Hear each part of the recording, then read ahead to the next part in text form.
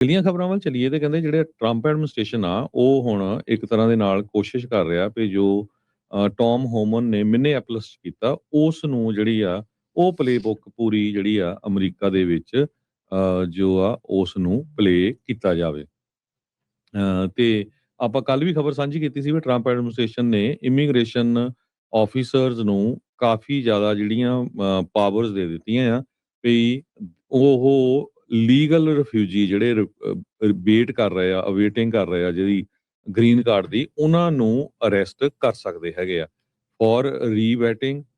ਇਹ ਇੱਕ ਤਰ੍ਹਾਂ ਨਾਲ ਕਹਿੰਦੇ ਐਕਸਪੈਂਸ਼ਨ ਹੋਈ ਹੈਗੀ ਆ ਉਹਨਾਂ ਦੀ ਇਮੀਗ੍ਰੇਸ਼ਨ ਪਾਲਿਸੀ ਦੇ ਵਿੱਚ ਕਿਉਂਕਿ ਉਹ ਜੋ ਕ੍ਰੈਕਡਾਊਨ ਕਰ ਰਹੇ ਹੈਗੇ ਲੀਗਲ ਤੇ ਇਲੀਗ੍ਰੇਸ਼ਨ ਇਮੀਗ੍ਰੇਸ਼ਨ ਦੇ ਮਾਮਲੇ ਦੇ ਵਿੱਚ ਇਹ ਗਵਰਨਮੈਂਟ ਦਾ ਮੈਮੋ ਆਇਆ ਹੈਗਾ US department of homeland security ਦਾ ਜੋ ਮੈਮੋ ਆ ਫਰਵਰੀ 18 ਦਾ ਇਹ ਫੈਡਰਲ ਕੋਰਟ ਦੀ ਫਾਈਲਿੰਗ ਦੇ ਵਿੱਚ ਵੀ ਉਹਨਾਂ ਨੇ ਸਬਮਿਟ ਕੀਤਾ ਹੈ ਵੀ refugees must return to government custody for inspection and examination a year after their admission into United States. So ਇਸ ਤੋਂ ਬਿਨਾ ਜੋ ਬਬੀਨੋ ਨੇ ਮਿਨੀਐਪਲਿਸ ਕੀਤਾ ਸੀ ਉਹਦੇ ਨਾਲ ਹਫੜਾ ਦਫੜੀ ਬਹੁਤ ਫੈਲੀ ਦੋ ਜਾਣਿਆਂ ਦੀ ਮੌਤ ਵੀ ਹੋਈ ਹੈਗੀ ਆ ਤੇ ਉਹ ਇੱਕ ਤਰ੍ਹਾਂ ਨਾਲ ਨੈਗੇਟਿਵ ਅਸਰ ਉਹਦਾ ਪਿਆ। ਉਸ ਤੋਂ ਬਾਅਦ ਟਰੰਪ ਐਡਮਿਨਿਸਟ੍ਰੇਸ਼ਨ ਨੇ ਟੌਮ ਹੋਮਨ ਨੂੰ ਉਹਨਾਂ ਨੂੰ ਉੱਥੇ ਭੇਜਿਆ ਤੇ ਉਹ ਹੁਣ ਜਿਸ ਹਿਸਾਬ ਦੇ ਨਾਲ ਹੈਂਡਲ ਕਰ ਰਹੇ ਆ ਕਹਿੰਦੇ ਵੀ ਉਹੋ ਹੀ ਜਿਹੜੀ ਪਾਲਿਸੀ ਆ ਉਹ ਸਾਰੇ ਅਮਰੀਕਾ ਦੇ ਵਿੱਚ ਲਾਉਣ ਜਾ ਰਹੇ ਹੈਗੇ ਆ। ਸੋ ਹੋਮਲੈਂਡ ਸਿਕਿਉਰਿਟੀ ਨੂੰ ਕਾਫੀ ਜਿਹੜੀ ਨਮੋਸ਼ੀ ਵੀ ਝੱਲਣੀ ਪਈ ਜਦੋਂ ਦੋ ਜਣਿਆਂ ਦੀ ਮੌਤ ਹੋਈ ਤੇ ਕਈ ਸਿਟੀਜ਼ਨਸ ਨੂੰ ਅਰੈਸਟ ਕੀਤਾ ਗਿਆ ਹਾਲਾਂਕਿ ਉਹ ਸਿਟੀਜ਼ਨ ਸੀ। ਸੋ ਹੁਣ ਜਿਹੜੀ ਪਾਲਿਸੀ ਆ ਉਹ ਚੇਂਜ ਕਰ ਰਹੇ ਹੈਗੇ ਆ। ਸੋ ਇਨ ਪਲੇਸ ਆਫ ਜਿਹੜਾ ਇੱਕ ਤਰ੍ਹਾਂ ਦੇ ਨਾਲ ਕਨਫਰੰਟੇਸ਼ਨ ਤੇ ਚੁੱਪ ਚਪੀਤੇ ਜਿਹੜੇ ਆ ਉਹ ਕੰਮ ਕਰੂਗੇ।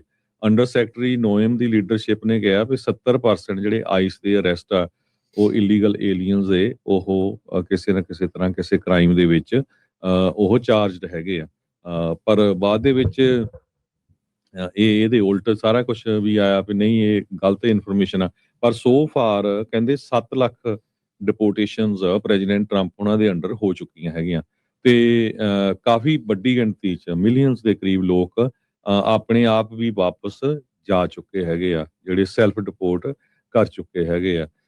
ਸੋ ਏਜੰਟਸ ਹੁਣ ਜ਼ਿਆਦਾ ਫੋਕਸ ਹੋਊਗੇ ਟਾਰਗੇਟ ਦੇ ਉੱਤੇ ਵੀ ਉਹ ਕਿਹੜੇ ਬੰਦੇ ਨੂੰ ਅਰੈਸਟ ਕਰਨਾ ਹੈਗਾ ਆ ਕਿਉਂਕਿ ਡਾਟਾ ਹੁਣ ਉਹਨਾਂ ਕੋਲ ਸਾਰਾ ਆ ਗਿਆ ਆਈਆਰਐਸ ਦਾ ਵੀ ਆ ਗਿਆ ਮੈਡੀਕਲ ਜਿਹੜੇ ਕਾਉਂਟੀ ਦੇ ਲੈਂਦੇ ਆ ਫ੍ਰੀ ਉਹ ਮੈਡੀਕੇਡ ਵਾਲਾ ਉਹ ਵੀ ਡਾਟਾ ਆ ਗਿਆ। ਸੋ ਉਹਨਾਂ ਨੂੰ ਹੁਣ ਬੰਦੇ ਲੱਭਣੇ ਔਖੇ ਨਹੀਂ ਹੈਗੇ। ਸੋ ਉਹ ਕਹਿੰਦੇ ਵੀ ਟਾਰਗੇਟਡ ਜੋ ਉਹ ਇਮੀਗ੍ਰੇਸ਼ਨ ਕਸਟਮ ਇਨਫੋਰਸਮੈਂਟ ਵਾਲੇ ਆ ਉਹ ਇਸ ਤਰ੍ਹਾਂ ਦੇ ਨਾਲ ਆਪਰੇਸ਼ਨ ਕਰਨਗੇ। ਜੀ ਬਿਲਕੁਲ। ਸੋ ਬਿਲਕੁਲ ਹਰਜੋਤ ਸਿੰਘ ਜੀ ਇਹ ਚੀਜ਼ਾਂ ਜਿਹੜੀਆਂ ਆਪਣੇ ਬਿਲਕੁਲ ਸਾਹਮਣੇ ਹੈਗੀਆਂ ਆਈਸ ਦੀ ਜਿਹੜੀ ਟਿਪੀਕਲ ਇਮੀਗ੍ਰੇਸ਼ਨ ਐਨਫੋਰਸਮੈਂਟ ਆ ਉਹ ਟੈਕਟਿਕਸ ਤੋਂ ਇਹ ਹੁਣ ਤਬਦੀਲ ਜਿਹੜੀ ਇਸ ਦੇ ਵਿੱਚ ਹੋਵੇਗੀ। ਫਰਕ ਜਿਹੜਾ ਇਸ ਦੇ ਵਿੱਚ 100% ਆਪਾਂ ਨੂੰ ਦੇਖਣ ਨੂੰ ਮਿਲੂਗਾ। ਚੁੱਪ ਚਪੀਤੇ ਹੋਊਗਾ। DHS ਦਾ ਜਿਹੜਾ ਮੈਮੋ ਆ ਉਹ ਸਾਰੀਆਂ ਚੀਜ਼ਾਂ ਆਪਣੇ ਸਾਹਮਣੇ ਜਿਹੜੀਆਂ ਉਹ ਆਈਆਂ ਹੈਗੀਆਂ ਆ। ਇੱਕ ਜਿਹੜਾ ਹਰਜੋਤ ਸਿੰਘ ਜੀ ਇਮੀਗ੍ਰੇਸ਼ਨ ਨਾਲ ਇੰਟਰਸਟਿੰਗ ਇੱਕ ਖਬਰ ਵਾਸ਼ਿੰਗਟਨ ਪੋਸਟ ਨੇ ਰਨ ਕੀਤੀ ਆ। ਇੱਕ ਬੈਨ ਪਾਲਮਰ ਕਰਕੇ ਸਟੈਂਡ ਅਪ ਕਮੇਡੀਅਨ ਆ ਨੈਸ਼ਵਿਲ ਦਾ ਉਹਨੇ ਨਾ ਇੱਕ ਨਕਲੀ ਹੌਟਲਾਈਨ ਜਿਹੜੀ ਉਹ ਬਣਾ ਦਿੱਤੀ ਸੀ ਵੀ ਜੇ ਤੁਸੀਂ ਡੈਪੂਟੇਸ਼ਨ ਕਿਸੇ ਦੀ ਕਰਵਾਉਣਾ ਚਾਹੁੰਦੇ ਆ ਤੇ ਟਿਪ ਲਾਈਨ ਜਿਹੜੀ ਉਹਨੇ ਨਕਲੀ ਬਣਾ ਦਿੱਤੀ ਤੇ ਕਹਿੰਦੇ ਵੀ ਹੁਣ ਇਹ ਰਿਪੋਰਟ ਦੱਸ ਰਹੀ ਆ ਕਹਿੰਦੇ ਵੀ ਇਸ ਨੈਸ਼ਵਿਲ ਕਮੇਡੀਅਨ ਦੀ ਡਿਪੋਰਟੇਸ਼ਨ ਹੌਟਲਾਈਨ ਦੇ ਉੱਤੇ ਜਿਹੜੀ ਕਿ ਜੋਕ ਦੇ ਤੌਰ ਦੇ ਉੱਤੇ ਸੈਟਅਪ ਕੀਤੀ ਗਈ ਸੀ ਉਹ ਵਾਇਰਲ ਹੋ ਗਈ ਸੀਗੀ ਫੋਨ ਲਾਈਨ ਤੇ ਬਾਅਦ ਦੇ ਵਿੱਚ ਕਹਿੰਦੇ ਵੀ ਇੱਕ ਕਿੰਡਰਗਾਰਟਨ ਦੀ ਟੀਚਰ ਨੇ ਵੀ ਉੱਤੇ ਕਾਲ ਜਿਹੜੀ ਉਹ ਕੀਤੀ ਸੀਗੀ। ਕਹਿੰਦਾ ਵੀ ਮੇਰਾ ਮਕਸਦ ਤਾਂ ਇਹ ਸੀਗਾ ਦਿਖਾਉਣਾ ਵੀ ਲੋਕ ਕਿੰਨੇ ਈਵਲ ਨੇ ਆਲੇ ਦੁਆਲੇ ਤੁਹਾਡੇ ਜਿਹੜੇ ਉਹ ਰਹਿਣ ਵਾਲੇ ਵੀ ਕਿੱਡੇ ਇਦਾਂ ਦੇ ਲੋਕ ਨੇ ਵੀ ਉਹ ਦੇਖਣਾ ਹੀ ਨਹੀਂ ਚਾਹੁੰਦੇ ਤੁਹਾਨੂੰ ਜਿਹੜਾ ਇਸ ਤਰੀਕੇ ਦੇ ਨਾਲ ਸੋ ਉਹਨੇ ਜਿਹੜਾ ਆ ਉਹ ਅਮਰੀਕਨ ਲਾਈਫ ਦੀਆਂ ਜਿਹੜੀਆਂ ਅਬਸਰਡਿਟੀਜ਼ ਹੁੰਦੀਆਂ ਆ ਉਹਨੂੰ ਲੈ ਕੇ ਇੱਕ ਪ੍ਰੈਂਕ ਜਿਹੜੇ ਉਹ ਕਰਦਾ ਆ ਰਿਹਾ ਆ। ਉਸੇ ਹੀ ਸੰਦਰਭ ਦੇ ਵਿੱਚ ਇਹਨੇ ਫੇਕ ਟਿਪ ਲਾਈਨ ਜਿਹੜੀ ਆ ਉਹ ਪਿਛਲੀ ਜਨਵਰੀ ਦੇ ਵਿੱਚ ਬਣਾਈ। ਕਹਿੰਦੇ ਵੀ ਇਹ ਡਾਰਕਰ ਹੋ ਗਿਆ ਇਸ ਵਾਰ ਇਸ ਦਾ ਜਿਹੜਾ ਉਹ ਸਟੰਟ ਤੇ ਕਹਿੰਦੇ ਵੀ ਉਹਨੂੰ ਹੁਣ ਚੈਲੰਜ ਵੀ ਆ ਵੀ ਅੱਗੇ ਇਸ ਦੇ ਵਿੱਚ ਕੀ ਕਰਨਾ ਆ। ਉਹਦੀ ਵੈਬਸਾਈਟ ਜਿਹੜੀ ਉਹਨੇ ਬਣਾਈ ਹੋਈ ਸੀ, ਉਸ ਦੇ ਉੱਤੇ 100 ਤੋਂ ਵੱਧ ਸਬਮਿਸ਼ਨਸ ਹੋਈਆਂ।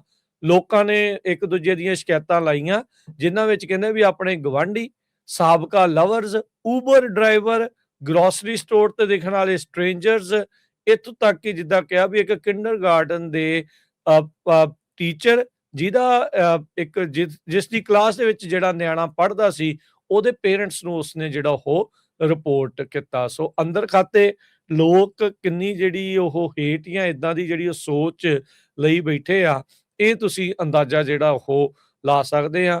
ਇਹ ਕਿੰਡਰਗਾਰਟਨ ਦੀ ਕਾਲ ਬਾਰੇ ਜਿਹੜੀ ਉਸਨੇ ਵੀਡੀਓ ਜਿਹੜੀ ਪਾਈ ਹਰਜੋਤ ਸਿੰਘ ਜੀ, ਤਾਂ ਟਿਕਟੌਕ ਦੇ ਉੱਤੇ 20 ਮਿਲੀਅਨ ਤੋਂ ਵੱਧ ਜਿਹੜੇ ਉਸਦੇ ਵਿਊ ਆਲਰੇਡੀ ਹੋ ਚੁੱਕੇ ਆ।